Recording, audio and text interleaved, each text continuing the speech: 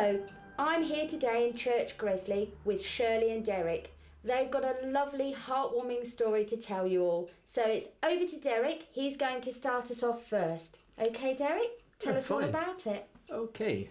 Well, way back in 1952, I met Shirley and in Swadlincote, and we went out together for possibly 9 to 12 months, and then I joined the RAF and we lost touch.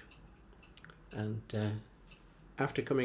when I came out of the RAF, I got married and went to live in Ireland in 1965. I had 2 children over there, a boy and a girl, and unfortunately my wife passed away with cancer in 1990. So then I came back to England in 1995 to look after my father, who was sick, and sadly he passed away.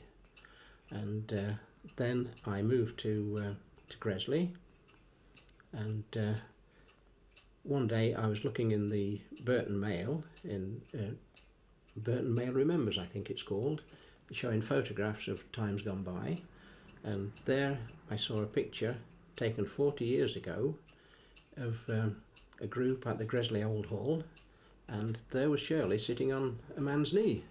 And I thought, gosh, I recognise that. That's Shirley. And I thought, well, I'd like to get in touch with her again if she's still around. And I thought, well, how do I do that? So I looked in the phone directory and under her married name, and she was there under Shirley Baithwaite. I thought, well, she's either married or widowed. So I plucked up courage to give her a call. He said, I bet you don't remember me. And I said, oh, but give me a name and I may do. So when he said Derek Elliott, my mind flew back years to when we were together. And unknowns to him, after those photographs were printed, I was so lonely. I got down on my knees at home and I said, God, please send me a friend, someone to be with, to ease the loneliness. And then 2 days later, he phoned me. So your prayers were answered. Back came Derek into your life. But what happened to your life when you first met Derek all those years ago? 55 years, wasn't it? Yes. What happened after Derek went into the RAF? Where did your life go? Well, I'd got girlfriends, you know, I went out with. I wasn't lonely. But then one of my friends came to me one day at the place where I worked, and she said, there's a young man upstairs wants to know if he can take you to the pictures tonight. And that was my future husband. And we met. I went to see him. We got married, and we had one daughter. And he was, as time went on, he was quite ill. I had to look after him, and he eventually died in 2004.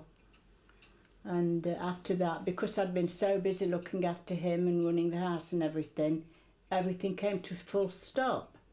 I'd got nothing to do, no one to look after.